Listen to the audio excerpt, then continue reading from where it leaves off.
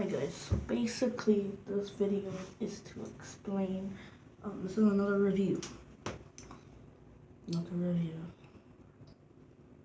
Basically what it is the review. Today is on Starbucks Canada's double chocolate loaf. You're gonna wonder how many stars I give it. So this double chocolate loaf tastes really good. Similar to chocolate marble loaf, it really tastes good. It tastes really chocolatey, has chocolate chips embedded in it, and I'm gonna say it's really good. So let's see here.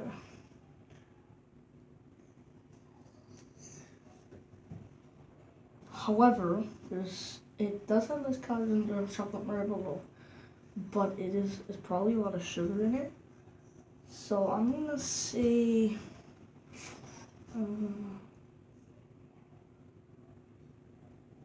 I'm gonna say 5.5.